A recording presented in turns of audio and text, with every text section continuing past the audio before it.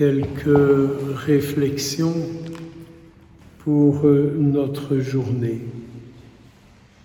Je suis terriblement surpris quand j'entends le récit dans les Actes des Apôtres que Pierre dit « C'est par ma bouche que les païens ont entendu la parole de l'Évangile et qu'ils sont venus à la foi. »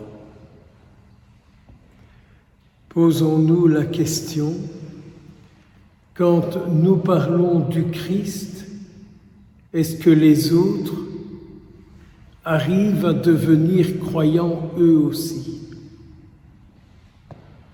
Est-ce que notre parole engendre à la foi? Est-ce qu'elle engendre au désir de Dieu? Est-ce que quand je parle, est-ce que je suscite un désir chez l'autre d'aller rencontrer le Seigneur? Posez-vous la question pour vous-même. Je suis obligé de le faire pour moi, car vous n'êtes pas les uniques que je rencontre. Et même ce que je vous dis, je sais bien que ça n'est pas écouté. On fera quand même encore à sa tête après. Je connais assez l'être humain et nous nous connaissons assez les uns les autres pour savoir que c'est comme ça que ça se passe. On a beau dire pour qu'on rencontre le Seigneur, mais on fera quand même le contraire parce qu'on a entendu quelqu'un qui a dit que c'était mieux faire comme ça. C'est comme ça que fonctionne l'être humain, quoi. Alors, est-ce que nous n'aurions pas une grande prière à faire, une grande purification à vivre pour que notre parole engendre au Christ? Regardez, quand vous parlez de Jésus à vos enfants, à vos amis, à vos connaissances, comment ils réagissent. Alors on dit, mais c'est eux qui ne sont pas bons, c'est eux qui sont mauvais. Ils ne veulent pas m'écouter quand je parle de Jésus. Mais je vous ai déjà peut-être dit ça.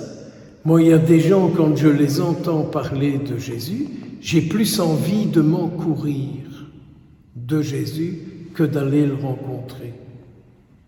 Vous n'avez pas ça, vous autres? Ou bien, vous dites, ah, celui-là, celle-là, il parle comme moi de Jésus, alors c'est quelqu'un de bien.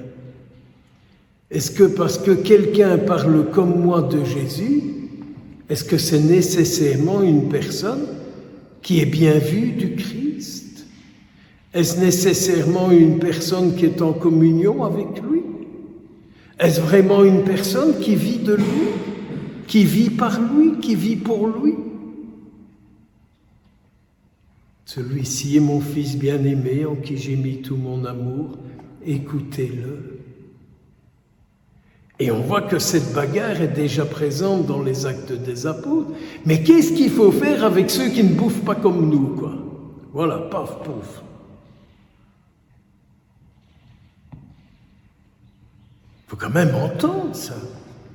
Cette grande discussion qui aujourd'hui reprend terriblement vie, mais qui est aussi une question de moyens financiers, quoi.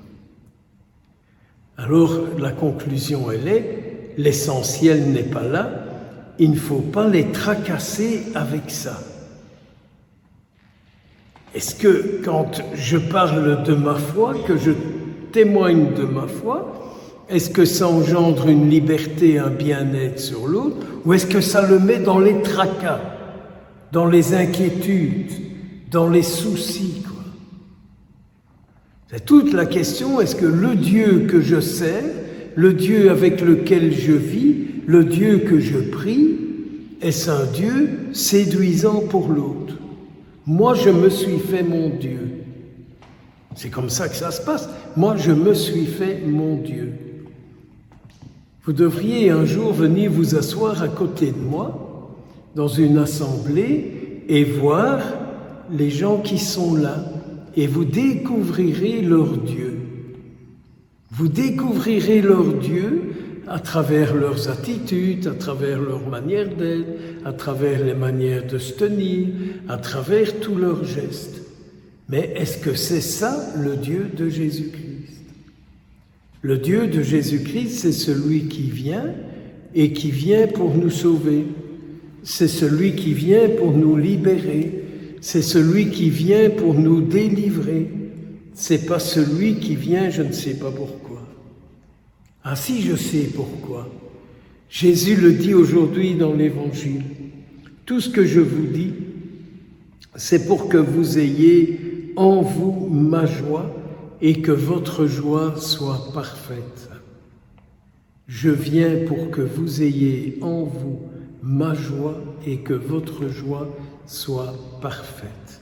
Voilà le souci de notre Seigneur Jésus, que nous ayons la joie.